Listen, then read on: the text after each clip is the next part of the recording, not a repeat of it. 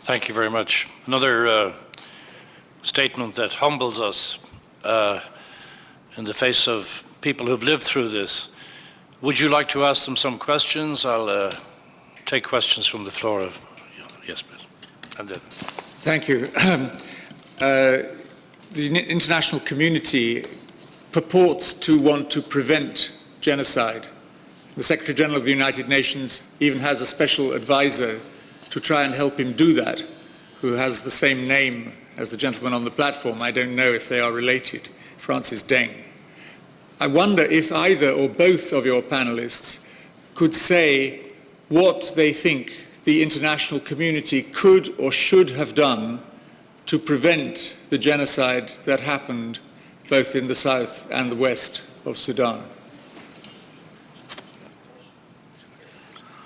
I think the international community, they need to act responsibly, because for 2 decades, the international community, they know there are plenty of documents is being signed by the President al-Bashir and the government of Sudan, but actually there is no any progress in the ground, whether in the south or in Darfur. People, they still suffering, and it's just signing peace on paper, but actually in the ground there is no any improvement.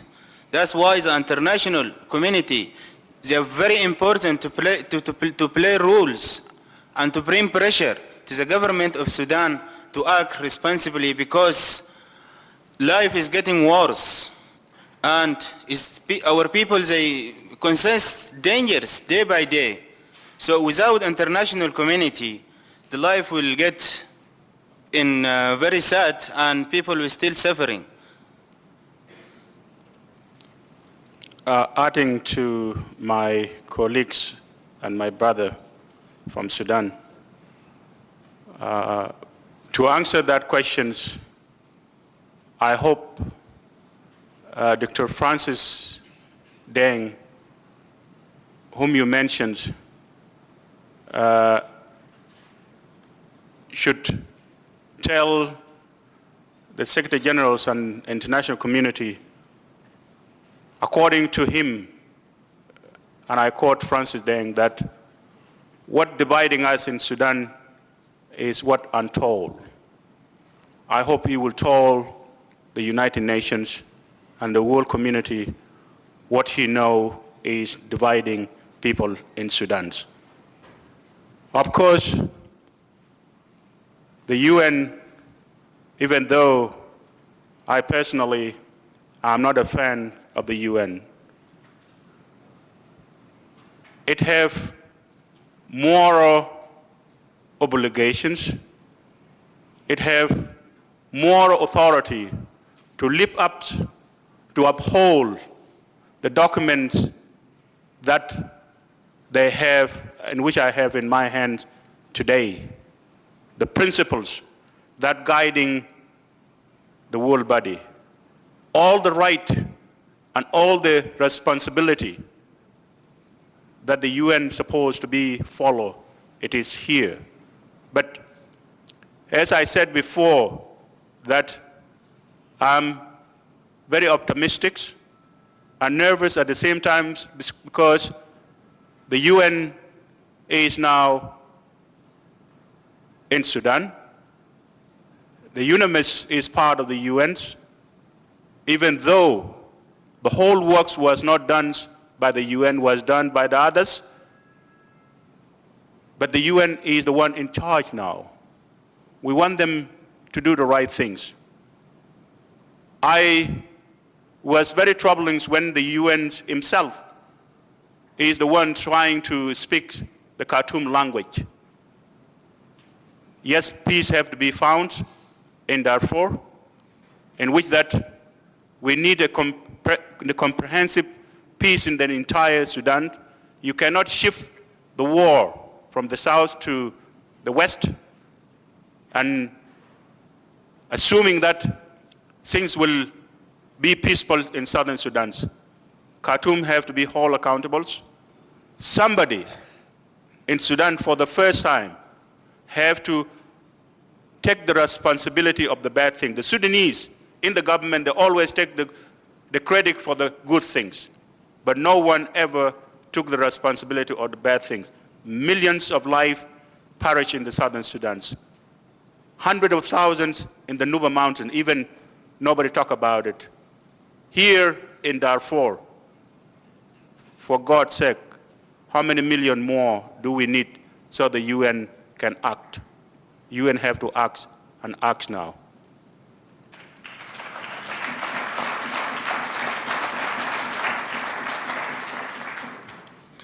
Very eloquent answer. Just before I go to your question, I think one of the things that we are doing is that you are here, and you are not the United Nations. This is civil society in action. I think it was H.G. Wells, the author of The War of the Worlds, who said that civilization is a race between education and catastrophe. And maybe we've been losing that race. We all know the 20th century was the most destructive of all time, and the question is, are we stronger in the 21st century in our institutions? Most people around the world are not aware that the budget of the United Nations, the regular budget of the United Nations, and that includes in Geneva and in New York and in Vienna and Santiago, etc., is less than the budget of the fire departments of the cities of New York and London. The budget is less than the budgets of 5 or 6 major McDonald's outlets. So the international institutions that we look to, let's criticize them, let's try to improve them, but we are new in this business of building international institutions, so let's continue to build them, and in the eloquent way that my colleagues have mentioned, let's not despair of the UN, but rather seek to make it an awful lot better. There's a question over here, please. Bismillah ar-Rahman ar-Rahim. My name is Abla Mahdi from Hawa Organization, Women Organization Initiative in Sudan, 1983. Really, I hear 2 very sad stories from our brother from Darfur and south of Sudan. If really this story, it is a real story, really it is a very sad. But I would like to raise a big question to my brother. If there is genocide in Darfur, the international community itself and ICC itself, they can't prove that there is genocide in Sudan. And you see, also, I would like to raise another question. You know the number of displaced people from Darfur, inside Darfur, more than the refugees from Darfur in Chad camps. Why? If they kill them like that, if they cut them like pieces, we are a human being. Do you think in Sudan, people like that, they kill each other in pieces? Is this the truth? From what time, from what date you are going back to, you are go to UK, United Kingdom? From what time? How many years you are out from Sudan? Do you believe that they are put them alive and put them and burn them? Do you think like that happen in Sudan? If happen, why they can't improve it by ICC? Why it not improve it by international community? I would like to raise a big question. What's going in Gaza, Palestine? Is this a genocide or what? We should do justice. I ask the international community to do the justice for the world, not only to say that the genocide in Sudan, genocide in Darfur, because the other some country, those large country like USA and this country, they don't like Sudan. More also because for our resources, they looking after our resources. They would like not for us not to live on peace. Therefore, they said we have genocide. I am sure that there is no genocide on Sudan. Really, I am sure, as a Sudanese, no genocide in Sudan. Thank you. Thank you. Let me just say before I give the floor to my guests to answer this. curiously, I was the chair of a similar panel here last year, and we talked about genocide in Sudan, and there was an entire room full of people like you, madam, shouting at us and asking that the international community prove some of its allegations. It's coming, and we're not intimidated by that. But I think our guests here will answer what you have to say a lot better than I will. Thank you. First of all, thank you for our organizations. Actually, it's simple, and the fact, since this war began in Darfur and that took place in 2003, the government of Sudan, they tried to lie to international community while our people of Darfur, they being killed, raped, cutting them in pieces, tortured them, taking them keeping them in the prisons. And many hundreds of thousands of people, they have been killed and raped, women systematically raped. This is evidence you cannot destroy it. Other thing, over 600,000 of people, they've been killed in Darfur. What do you think is not a genocide? What do you think when you see the image, you are as our organization, which is, you know exactly what is going on. We are not talking just today of the recent time. Other thing, about the refugee you're talking about, there is hundreds of thousands of refugees today between Chad and neighboring Chad and Darfur. They've been dying, result of hunger, suffering, and torturing, and they've been living in middle of nowhere. What do you think those refugees, my international community, they going to help them? Other thing, 2.7 million people, refugees, in Darfur today, and other 2.5 million inside Sudan. Those refugees, they're all from Sudan, Sudan and Darfur, and this is what systematically the Sudan government trying to destroy those people, and the Sudanese government has got an experience for their not uncommitment and not cooperation with the international community, and that's why the genocide has been taken place. Regarding the peace agreement and peace sound agreement, it's not a peace, but a sound agreement they have done only just because of their personal interest for the coming elections, and that's why they want to win the support of the group, which is they said we are signing peace with the Darfurian group, but actually in the ground today, there's hundreds of people, they've been dying and fled, and you know that exactly. So you cannot deny what is going on for Darfur. Only you have to pray for hope and equality, and people has to return eventually.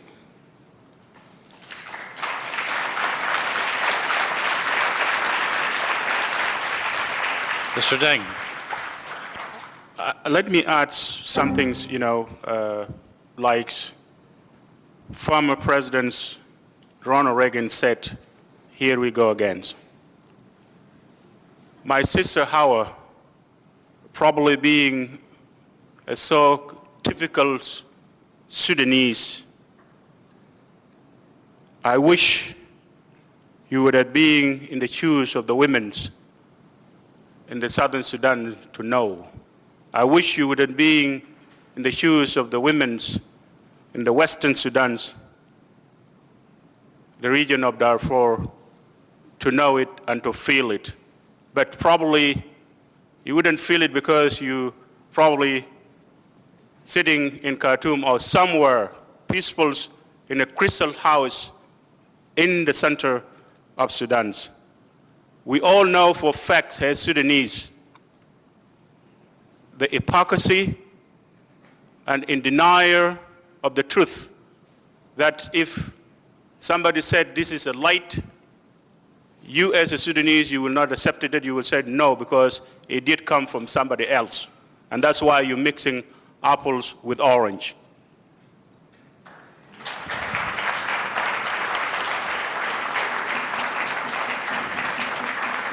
What happened in Sudan is all we know, and you know it very well. In the south, when brutality, genocide even that the world didn't call it by the right names, taking place. The Northern Sudanese, peaceful like you, always call it Zaman al-Hawadis, which is time of incidents. You don't have incident, my fellow human being, 17 years. Against, you use another word in the Southern Sudan when you are slaughtering 2 million Southern Sudanese, Mashkalt al-Junub, which is southern problems. And we heard that again when you turn your arms against your fellow Muslims in Darfur and you call it Nahab al-Musallah. We know it for facts. We all Sudanese. But you cannot fool people all the time. Time has come for us as Sudanese to realize that there is something wrong took place.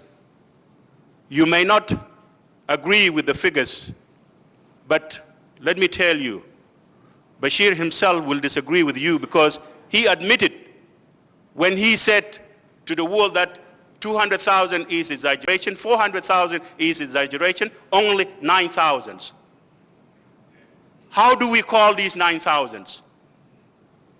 You're speaking like that because you didn't have a loved one among 9,000 Bashir talk about. Thank you.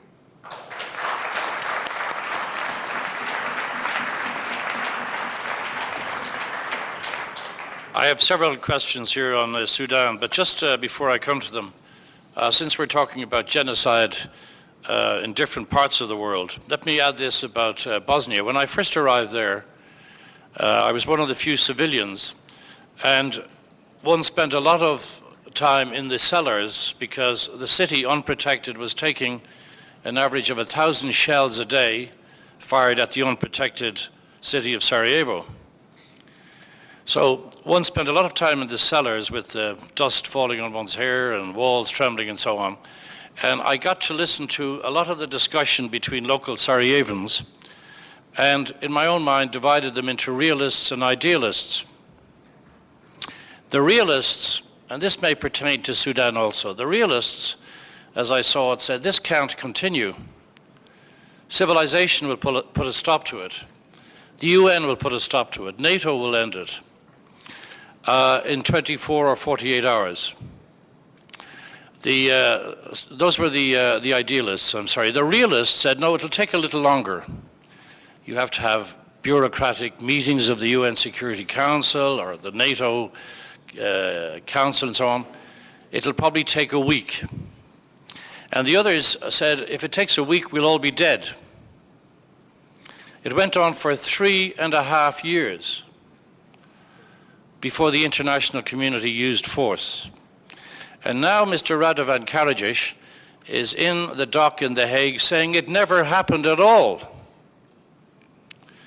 So it's hard not to draw similarities with Sudan. Last year when we had this meeting, 3/4 of the room shouted at us that we were imagining things. Well, the way forward is to press on with due process and the examination of the evidence. And the evidence, I'm afraid, Madam, shows very terrible things have happened in Sudan, as my guests have clearly attested to. Now, the question I have here is, why has the African Union, from somebody here, refused to pursue due process against Omar al-Bashir? Would anybody like to answer that? Why has the African Union failed to act in regard to the president of Sudan? The fact is President al-Bashir has been already named as a criminal, and he been wanted by the International Criminal Court to face justice. And the inspector of the ICC, he said, Omar Bashir, he should face justice, whether it be just a matter of time to be captured, and he has to face justice like what he has done to my people in Darfur and also to Sudan, to South of Sudan, and many issues going on. Meanwhile, the African Union, they came to protect the civilian in Darfur, but there has got no order to catch President Bashir. But President Bashir, it's just a matter of time, he will be captured and he will be faced justice for what he has done for the Sudanese and Darfurian people. I think most African nations, they follow the Roman statutes. Some of them said it because there is the pressure from the madman from Libya. But when he was a chair, he went and twist arm of the African rulers, not leaders. And some of them said it that since they are not signatories to the Roman statutes, then they will not follow it because they are not. And I agree and I disagree with them.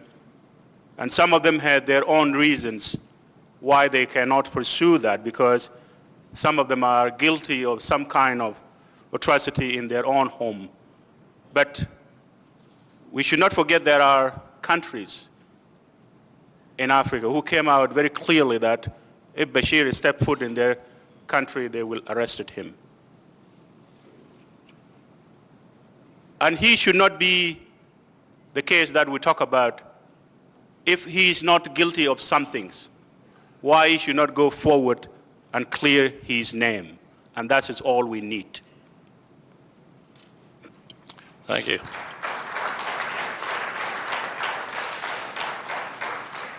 Here's a question which seems to be in line with some of our previous discussion. It says, if slavery and genocide against southern Sudanese exist, then how come more than 1.5 million Southerners fled to Khartoum seeking security and shelter from the war?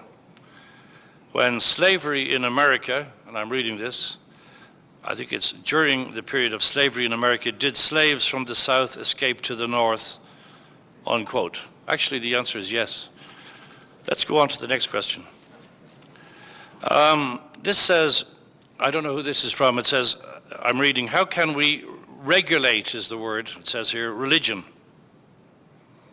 so that religion won't be misused as a tool for discrimination and killing? Okay. To answer this, basically, the Sudan government, actually, they commit this killing and murder to destroy people culture and people life, because Sudan is not an Arab country. Sudan, it is an African country geographically and historically, and they killed the south of Sudan people for up to 2 million people, because they saying the problem it is between the south and between the north, and problem is for this religious.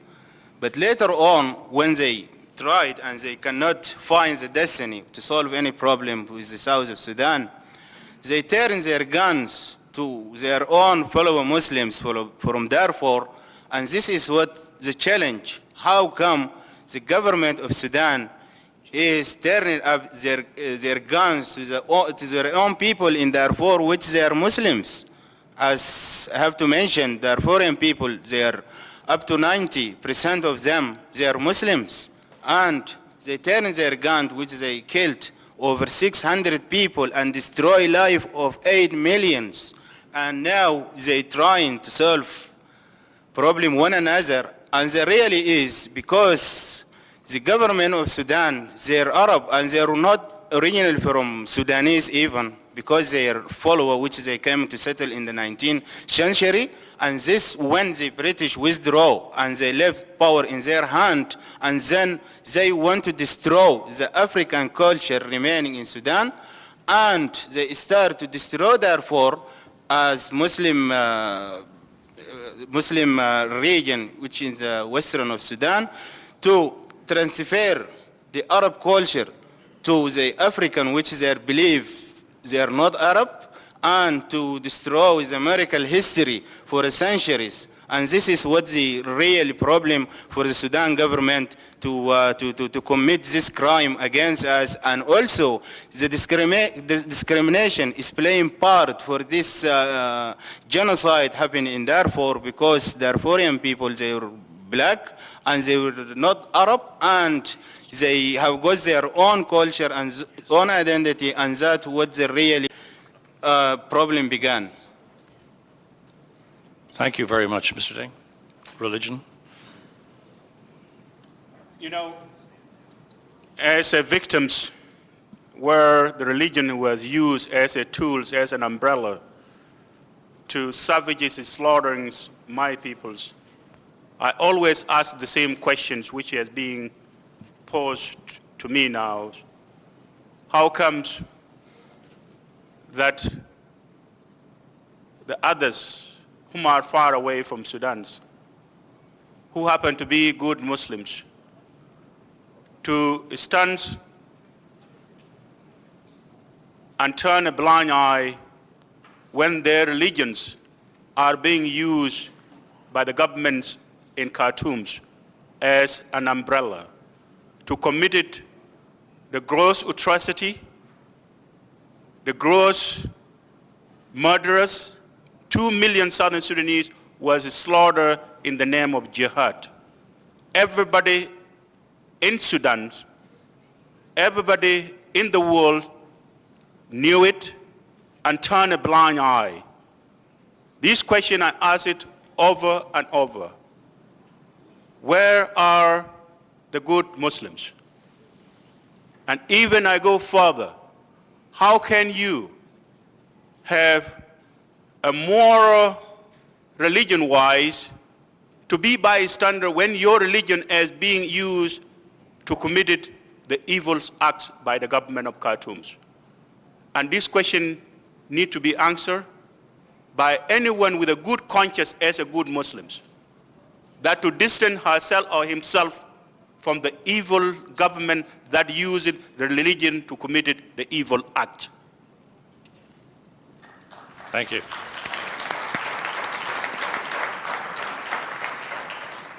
There's a question here from Mr. David Littman of the Association of World Education. Yes. And he says in February 1999 he was the representative of Christian Solidarity International, I think in southern Sudan. And he says, I would like to ask, and then he ran out of time or paper, so if you would like to... I'm here. Please go ahead. Can you hear me? Yes, very well. Good. Yes, I was then the representative and introduced the late Dr. John Garang to Mary Robinson at the time when all these horrors were taking place for more than 10 years. And I have two questions to ask, but I would like to point out that I was not surprised to hear the representative from the Khartoum regime on our left there speak as she did, because when Dr. Gaspar Biro was the special representative on Sudan, he was threatened in 1994 with death simply for asking Sudan to bring its legislation into accord with the covenants they had signed and ratified. My question now concerns the question of the jihad that was declared several times by Bashir, and which Dr. John Garang, when he came to the United Nations in 1999, before he was ruled out of order by the Sudan, tried to explain that why is it that the crimes that are being done in the name of jihad in the Sudan are not being recognized. And at that time, curiously enough, the former Prime Minister Al-Mahdi also wrote to Mary Robinson explaining that slavery was inevitably a result from jihad. And this was a Muslim speaking. So my question is, when the jihad is proclaimed, we're speaking about the Arab North, the Arab Sudanese, declaring a jihad against the African Sudanese. Why, as Simon Deng has said, there has been no reaction from the United Nations over all the years, and now again it's Darfur, and we were the first, the Association of World Education in 2003, to take the defense of those in Darfur. This time they're Muslims, but again it's the Arab North who are declaring the jihad against their African brethren. So the first question to Simon would be, how many slaves are there still? CSI managed to help free up to 85,000 of them. How many are still remaining in slavery in the north? And the second question refers to the racial situation. When will the United Nations recognize that we have here, as one of the special rapporteurs said very clearly, we have a case of racism, the Arab North against the African South. And the last thing I would like to say is, if you want to know more about slavery in the Sudan, you just have to consult Churchill as a young reporter when he went in 1899, and he describes the same slave trade that has existed from the 8th century until today, which is more than 1,000 years. Why is that not being condemned every day at the United Nations Council here? Thank you.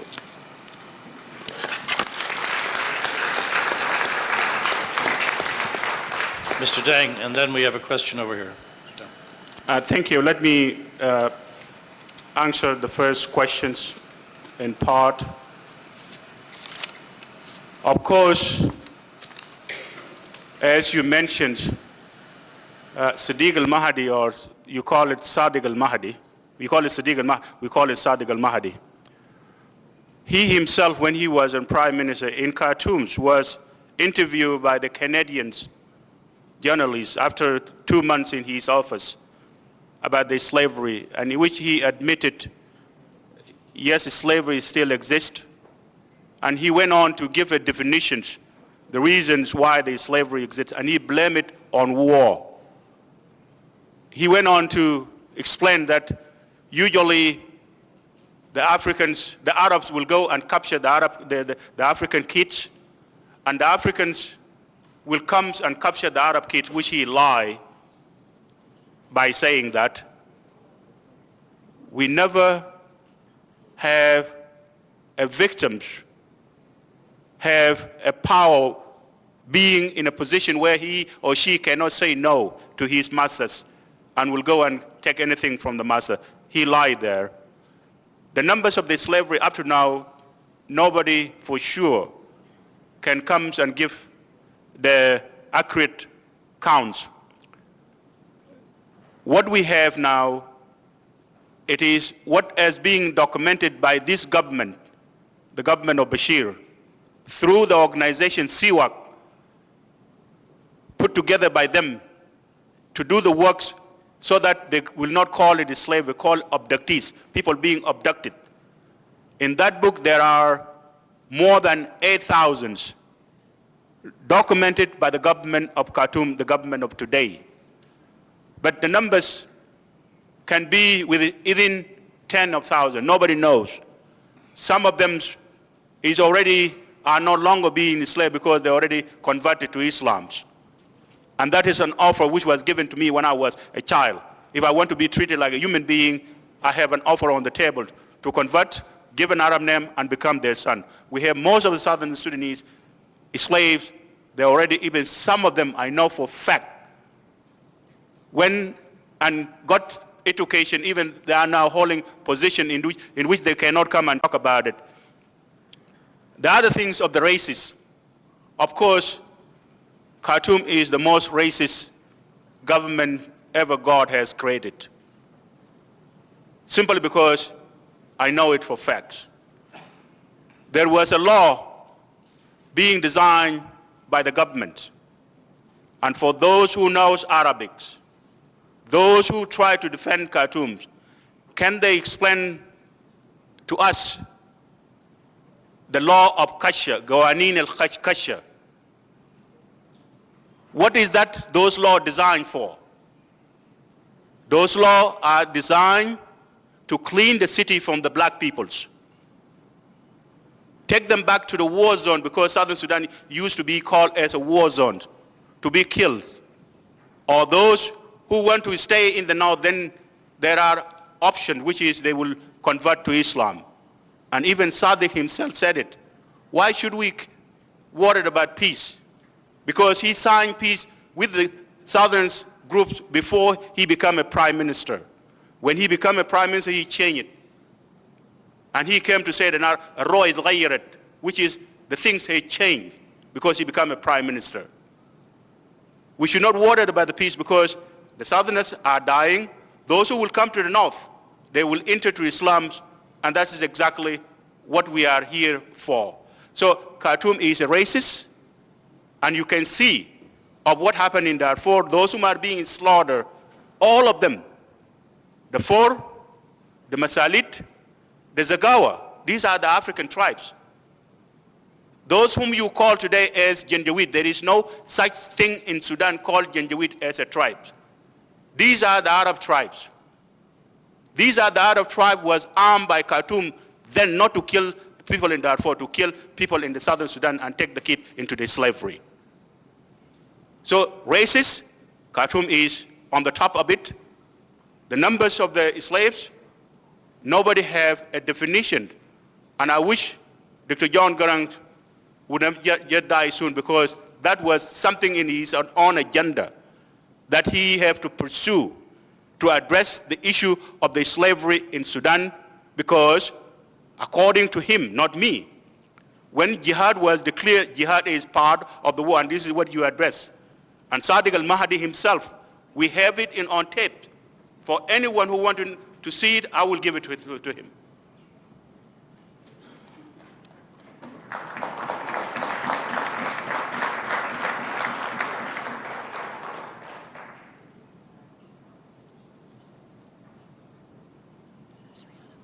Okay. Thank you. I have, first of all, some written questions, but first a question over here, and then from the gentleman here. Madam. Thank you very much for giving me the floor. My name is Amna. I'm independent. My background is law and anthropology by education. I appreciate very much having listened to both gentlemen at the panel. I believe that they're both very personal experiences, and they're both very difficult and sad situations indeed. The narration of Mr. Simon Deng touches on many issues, one of which is Islamization, Arabization. And the question on that would be where and how, when you are in Sudan, in Khartoum, having been a humanitarian worker myself in Sudan, there are churches in Khartoum, in neighboring towns, and church bells do ring and people do go to church.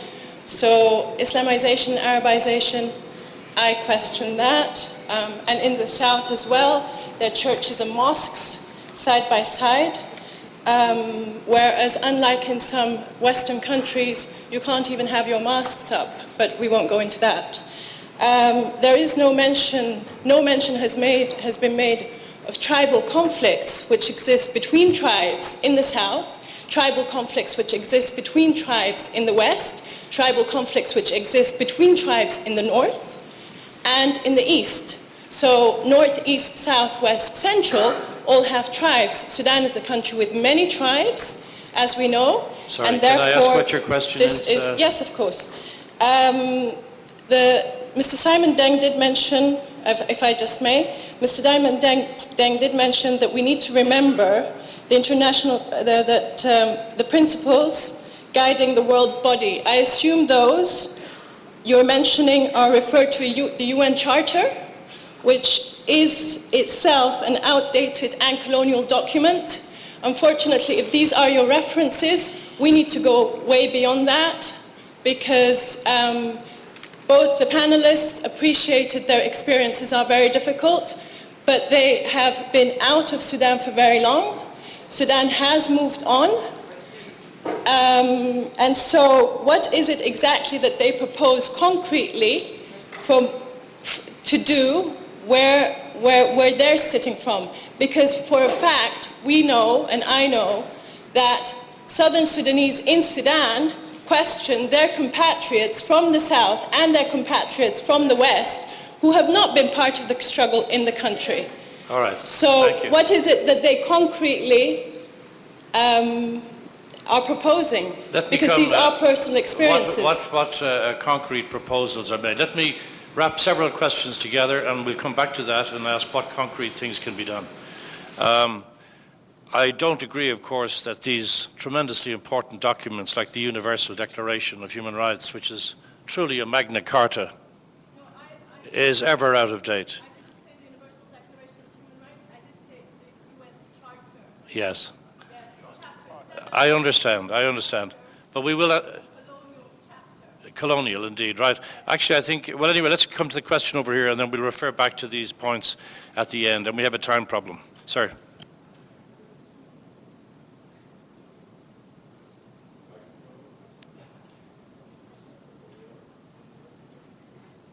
Oh, yes.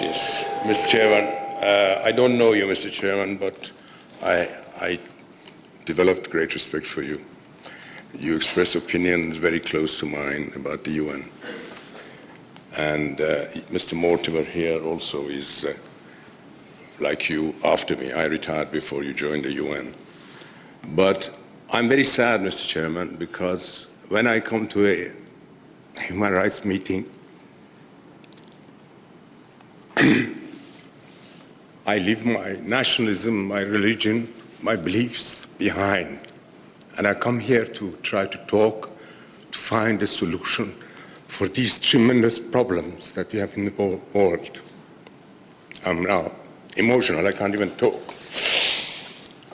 Mr. Chairman, I have been in Sudan. I was representative of Humanitarian in Sudan for 2 years in the 70s. Maybe I have seen Mr. Simon Deng as a young man in Southern Sudan. Both Southern Sudanese and the Sudanese in the north are lovely, tender, wonderful people. The problem are the politicians. I'm becoming again emotional, excuse me. The problem, Mr. Chairman, is the people who seek power and seek money and want to use the innocent people for their own ends. The problem is fanaticism, bigotism, and extremism. Whether it's Islamic, whether it's Jewish, whether it's Hindu, whether it's Christian, doesn't matter. These are the problems we have. And the biggest problem in Sudan, Mr. Chairman, is the fundamentalist regime, Islamic regime, who is trying to impose its position on the people of the whole Sudan. The northern Sudanese don't like it either. And your question, sir? Yes. Mr. Chairman, I don't have any question to make. I'm making a statement. Please allow me one more minute. Of course. Mr. Chairman, my question is that the problems in Iran, in Chechnya, in Uyghur, in China, in Tibet, they're all in Sudan, in southern Sudan, in Darfur, they're all the same, they're of the same nature. There are people who, the majority of people in the world are good people. The people who are of the power and money, they are to suppress the good people of this world, and we are coming here and fighting among each other. I'm sorry, my sister from Sudan, that you allowed yourself to be so difficult and so violent against these two gentlemen who are just forget about the genocide. If it is one woman is raped in southern Sudan, if one woman is raped in Darfur, that's enough for me. I don't care about definition of genocide, whether it's a genocide or not. If a child is torn apart, one child is torn apart, for me, this is genocide. I don't care about the thing. Thank you, Mr. Chairman.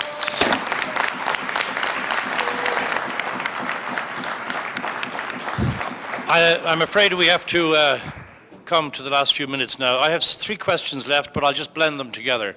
Basically, they ask, is there an increase or decrease in tolerance in Sudan? Is any progress in that psychological sense being made? And 2 of the questions deal with whether there will be a renewed outbreak of, major outbreak of fighting. And I'd ask the two gentlemen on my right and my left to comment, but very briefly on this. Mr. Deng. Yes, when it's come to the progress, because of the works of the people of goodwill, as I mentioned in my remarks, yes, there are progress, but still there are a lot of works need to be done, and this is what I always encourage my fellows from Darfur to reunite, to become one group so that they will articulate their problems, so that these evil acts have to be removed as soon as quick as we can, because we cannot wait for tomorrow for another victims. Thank you. And the other ones, which was? Whether violence is going to, or large-scale fighting will break out again. Yes. The Southerners are the one upholding on the CPA which has been signed. Believe it or not, my sister can deny it and can deny it, but he can deny it here. If that promise will not stand, the war is going to be, and it's going to be a brutal, and it's going to be dirty, and believe it or not, you are not going to deny that that war is going to be in wherever you are. Mr. Hesabu. I think what Mr. Simon has said is very clear. What we want actually this government to face their justice, because the government is distrust for his own people.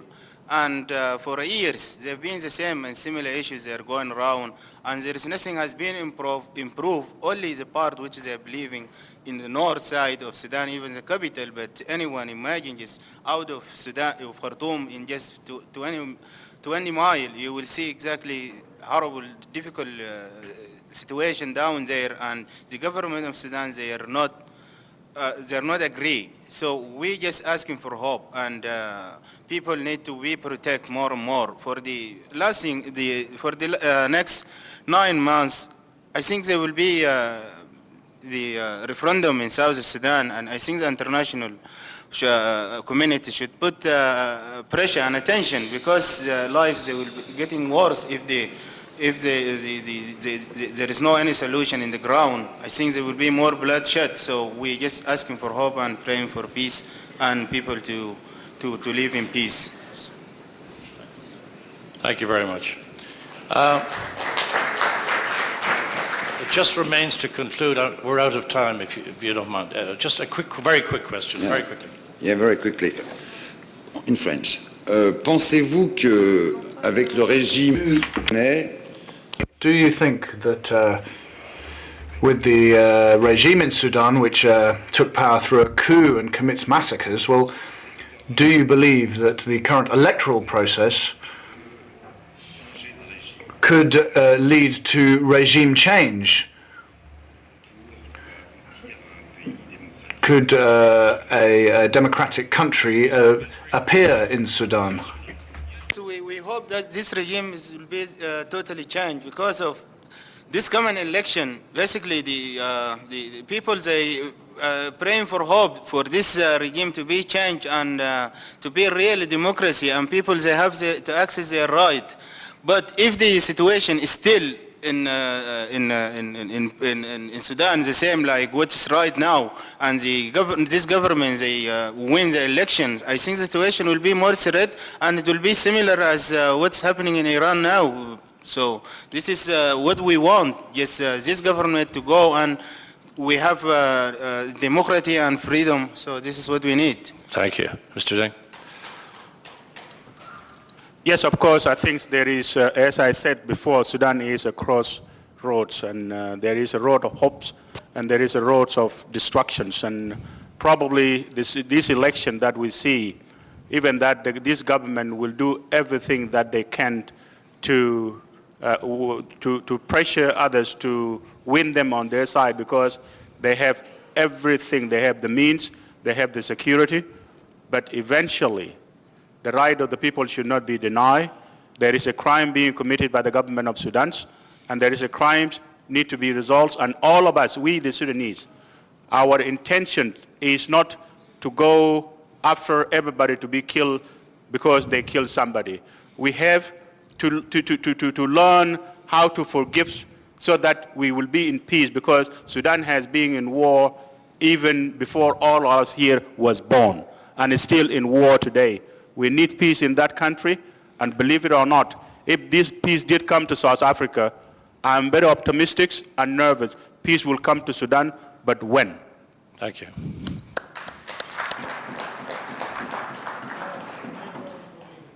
It remains only for me to thank our guests, whose very moving words say more than any of us can.